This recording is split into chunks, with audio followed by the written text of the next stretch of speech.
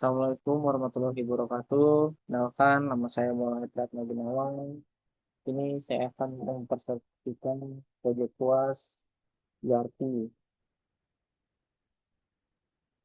Jadi ada overview, ini mana di sini overview PT Sinar Teknik Mandiri bergerak di bidang penilaian jasa, instalasi sistem MEP. Sebelumnya MEP itu mechanical, electrical, plumbing untuk proyek gedung, perkantoran, apartemen, dan fasilitas industri.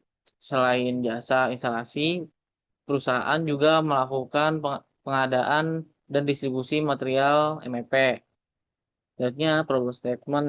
Apa masalah yang terjadi pada PT Sinar Teknik Mandiri adalah yaitu belum terintegrasi proses sales purchasing, inventory, dan satu sistem. Siapa yang terdampak?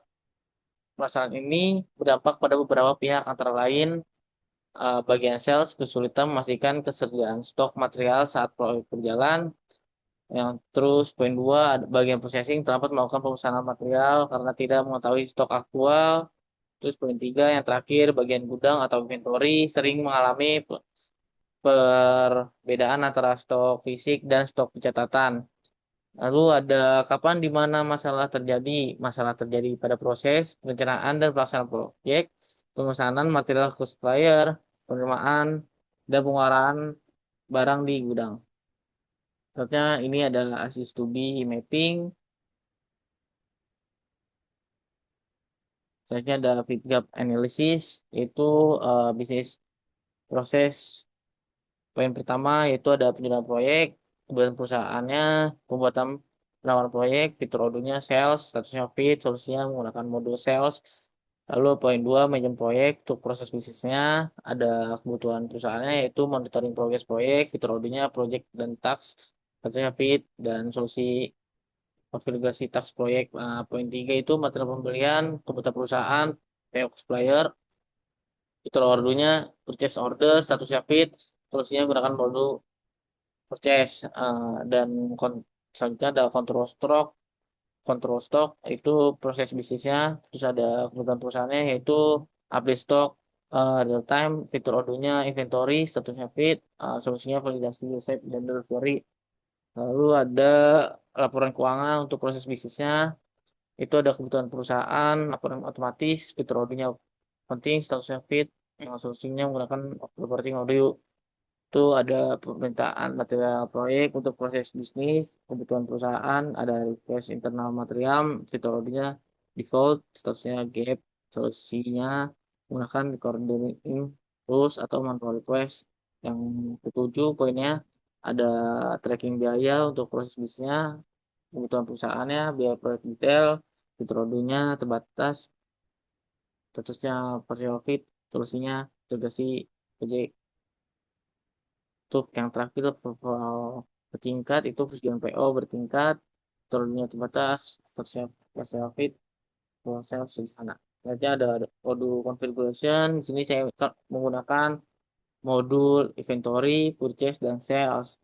Di sini ada 5 produk yaitu Pipe, itu sales price-nya 145, cost-nya 95, quantity on hand-nya 21, forecast quantity-nya 2. Selanjutnya ada head detector, sales price-nya 280, cost-nya 230, quantity on hand-nya 11, forecast quantity-nya 1. Lalu ada lampu emergency LED, sales price-nya 400, cost-nya 350, quantity on hand-nya 17, forecast quantity-nya 15.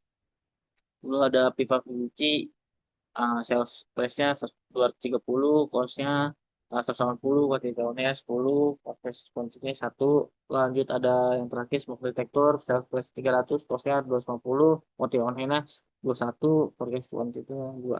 Selanjutnya ada buat script and result, itu memiliki 5 poin. Yang pertama modul sales, penilaian membuat question proyek, angka pengujiannya, membuat question untuk klien, expected resultnya, question berhasil dibuat. Terus ada aktual resultnya, aktual sales total. Ada modul sales lagi di poin 2 itu cara uangkan informasi sales, order, yang pengajuan mudah, selesai menjadi SO, seperti misalnya sales order aktif, aktual resultnya sesuai, status pas, Poin tiga ada proses, membuat request order, membuat PO ke supplier, kalau misalnya PO tersimpan dan terkonfirmasi dua result, statusnya pas. Terus ada poin 4 inventory, hasil buatnya cuma barang validasi. Yang kemudiannya validasi result dari supplier, suatu resultnya stok terbaik ditambah otomatis atau resultnya sesuai statusnya pas. Dan yang poin terakhir inventory pengeluaran barang, kemudiannya validasi delivery ke proyek, expected resultnya stok berkurang otomatis atau resultnya sesuai statusnya pas. Sini ada tujuan penting, itu ada 5 poin. Yang pertama untuk PO sebelum menggunakan Odoo itu bisa sampai 2 sampai 3 hari. Sesudah mulai Odoo itu bisa kurang dari 1 hari. Akurasi stoknya kurang lebih sebelum menggunakan Odoo kurang lebih 70%. Sesuai sesudah menggunakan Odoo itu sudah lebih dari 95%. Selanjutnya ada keterlambatan material sebelum menggunakan Odoo. Sangat sering terjadinya keterlambatan material sebelum menggunakan Odoo itu sangat jarang sekali adanya keterlambatan.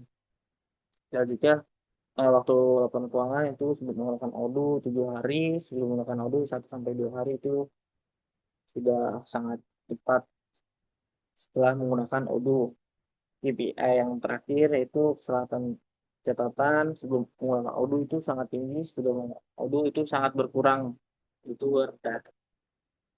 Sebelum mengakhiri video kali ini, saya akan eh, jelaskan tentang yang saya menggunakan Odoo tersebut. Masuki Odoo, yang pertama kita masuk ke inventory. Kita ke produk. Di sini eh, untuk di bagian produk memasuki jenis-jenis produk yang kita punya atau ketika kami punya. Terus yang pertama ini memasukkan jenis materialnya, terus ada sales price-nya, ada cost-nya, serta PPN-nya. Setelah itu kita ke sales. Untuk sales sendiri, eh, pertama ada nama customernya kita buat, terus ada add product, yang dimana memasukkan produk kita terus untuk kuantitinya sesuai keinginan customer serta unit price-nya juga. Selanjutnya ada di purchase. Nah, untuk proses sendiri kurang lebihnya sama kayak sebelumnya, kita memasukkan nama vendor tersebut, terusnya add produk. Untuk kuantitinya kita eh, bisa sendiri.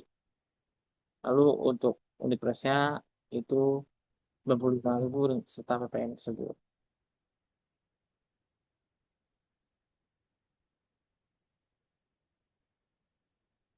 Mungkin sekian dari presentasi saya. Wassalamualaikum warahmatullahi wabarakatuh.